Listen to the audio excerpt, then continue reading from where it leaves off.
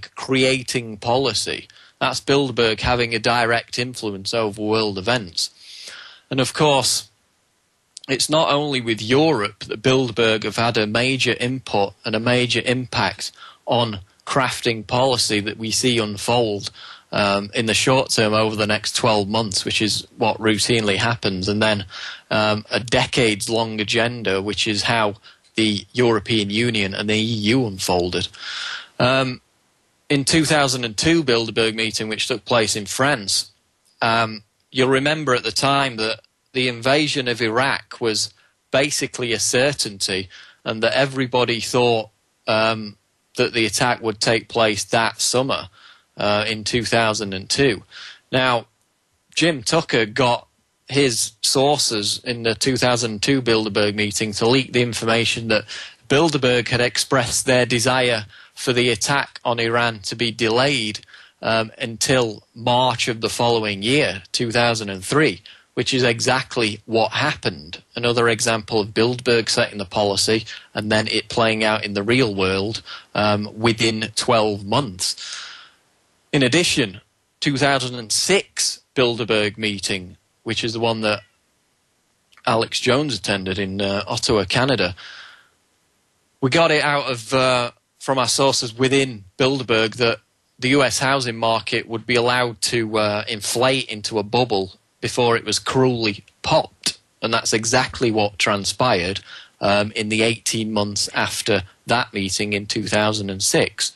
Likewise, 2008 Bilderberg meeting in Chantilly, Virginia, we learned that Bilderberg was setting the stage for a financial calamity, that they were preparing for a major economic collapse, and we reported it at the time at prisonplanet.com, and you can go back in the archives and see those reports.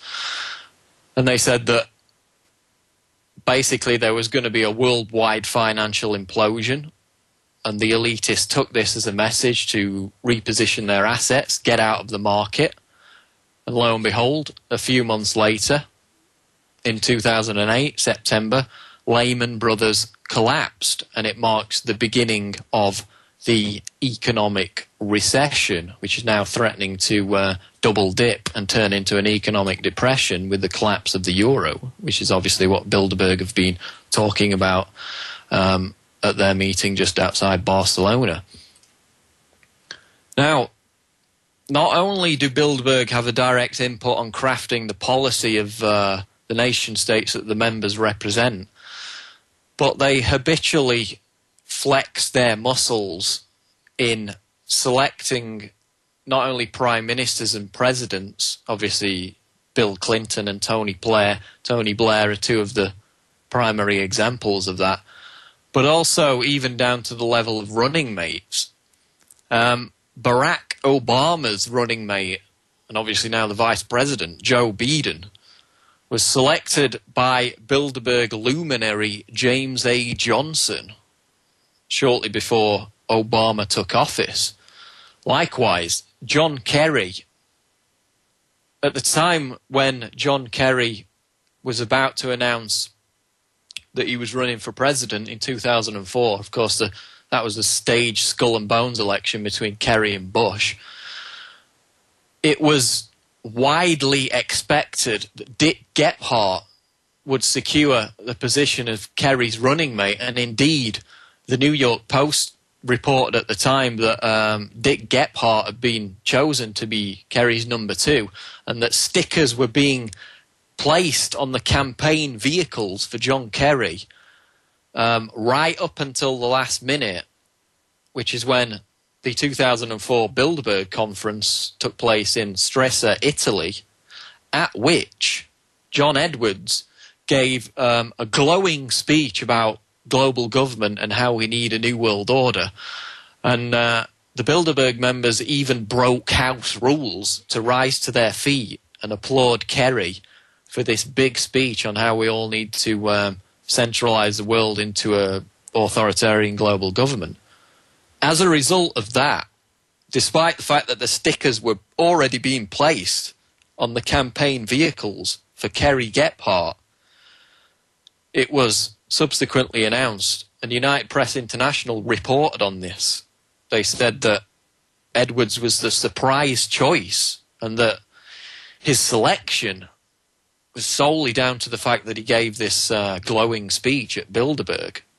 So again, another example of how Bilderberg acts in a kingmaker capacity and directly selects not only presidential candidates, but even their running mates, which is what happened in 2004 with John Kerry.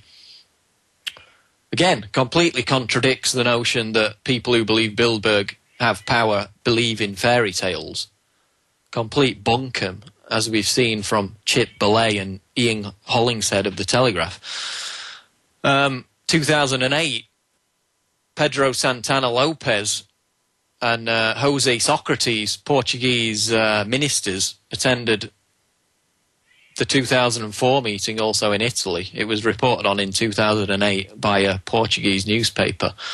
Both of them went on to become Prime Minister of Portugal, both after attending a meeting at Bilderberg.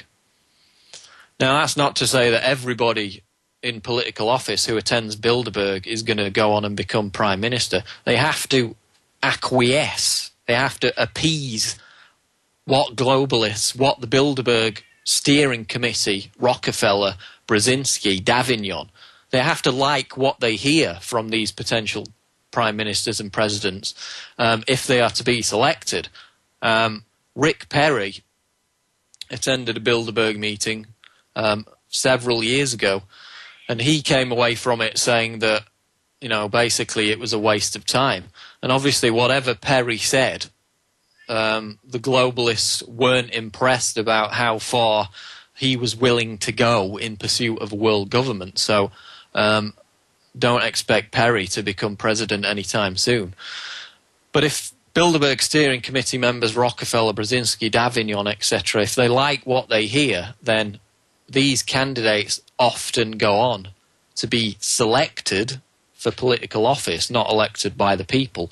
Another example of how Bilderberg is anti-democratic and authoritarian and does set policy, as has now been admitted by a Bilderberg member and former NATO Secretary General Willy Klaas, along with Etienne Davignon, who said that Bilderberg created the euro.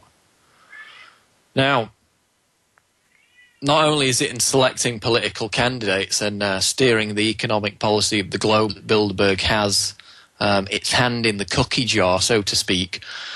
The classic example is oil prices.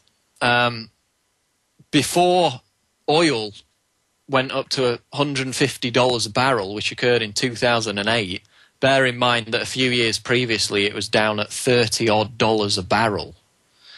In 2008, it went up to 150, which is exactly what Kissinger and Rockefeller and the Bilderberg members called for during the 2005 Bilderberg meeting, which took place in Germany.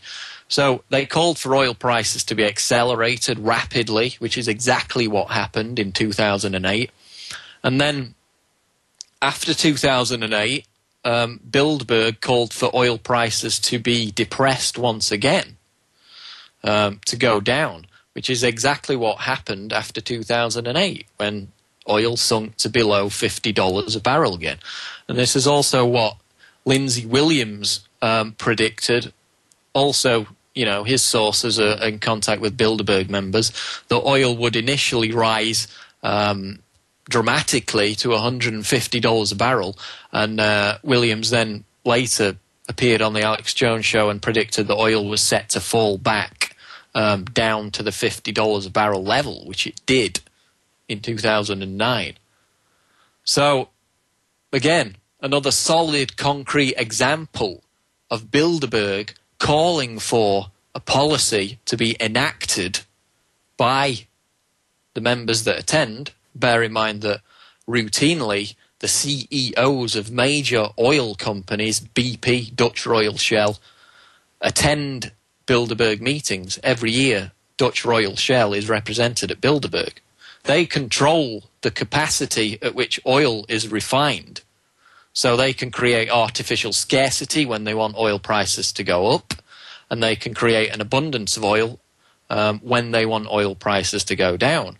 Of course, Also, it's impacted by what the dollar's doing in certain economic conditions. But primarily, they followed the orders of their Bilderberg masters. Kissinger wanted the oil prices up. They went up. Kissinger wanted them back down again a couple of years later, and they went down. So again, another concrete example of Bilderberg formulating the policy, communicating it to